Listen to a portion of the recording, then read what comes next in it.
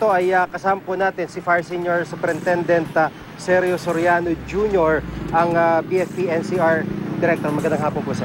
Magandang hapon din po.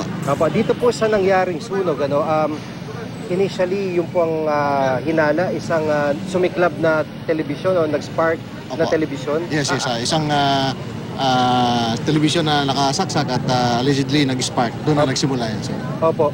Maliban ho doon, wala pa po kayo ibang tinitingnan na anggulo?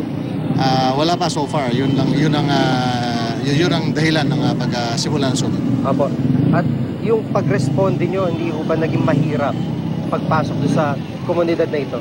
Yun nga, maaga-aga, madali sana yung pag-apulan ng apoy ay dahil dun sa may intervention itong mga residente at gustong tumulong, na yung pagtulong naman ay nakasakit sa mga bombero, kaya medyo na-delay yung fire operation. Opo, ibig sabihin yung pakikipagagawa ng hose, yung pong pagharang sa daan, yung binato nila yung fire truck natin, yung may napalo ng bote. So yun ang mga dahilan kung bakit medyo na-delay yung fire suppression. Opo, nung matapos po yung operasyon nyo, na kausap nyo ba sila, natanong po ba yung mga residente kung bakit kailangan pa nilang batuhin tong mga truck ng bombero at masaktan po yung ibang mga bombero? Hindi na namin sila nakausap, pero natural kasi yan. Alam mo naman ang mga nasunugan, mga emotional, mataas ang emosyon, at hindi nila siguro na-control. Kaya actually sa lahat ng mga nasunugan na puntahan namin, ganun din ang sitwasyon. Although ito yung medyo malalang sitwasyon. Opo, at yung init ng panahon, yung pagkatuyo ng kapaligiran, malaking bagay ito na nakakontribute pa sa sunog na ito. Isa pa yun, at alam mo naman, light material itong place na ito. Medyo siya, squatters, informal settlers, kaya mabilis talaga, dikit-dikit ang mga bahay, ay mabilis talaga yung pag-spread ng sunog. Opo, at sa estimate nga po ninyo, mga ilan po yung kabuuan na mga yung latest ngayon na nabigay sa amin ng barangay secretariat ay 1,200 families, that is 600 houses. Opo.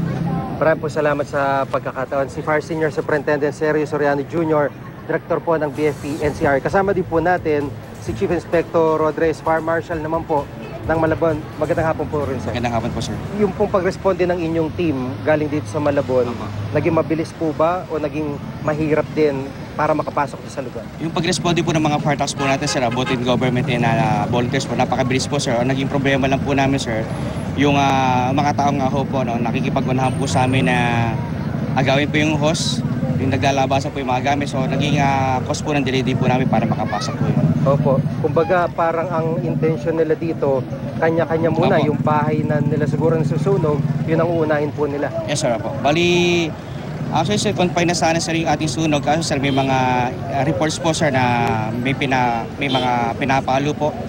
Nilalabasan po ng mga kutsilyo, which is ito po yung, sir, ako mismo, sir, nakawitness po doon na habang ginagayad po yung bumbero natin, sir, may nakalabas po mga kutsilyo. So yung mga tao po natin na talaga pong nag-aalisan, yung mga volunteer, pero napakiusapan ko lang po na sabi ko, wala akong tutulong ko sa Malabon, kundi tayo-tayo lang. So humingi po agad ako, sir, ng police assistance po, no? Opo. So buti ho may mga police agad na responde na po.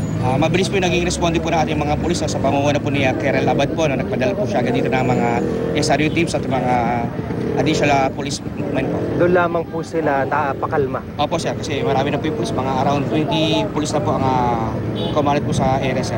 Opo. Sa ngayon ho, kumbaga malaking lesson din to na sa inyong panic, yung mga susunod na responde sa mga ganito pong mga depressed areas, meron na ho kayong gagawin pa na? Actually po, sir, ang balak po namin talaga is magkakaroon po kami talaga ng barangay ugnayan po sa mga tao. Dialogue, no? Po? Dialogue po na para in case na dumating po yung mga ganitong sunog po, imbis na maging kaaway po namin sila, maging makatulong po sila sa amin. Opo, pero sa ngayon, ang resulta po ng investigasyon nyo, yung pa rin pong nag-spark na TV.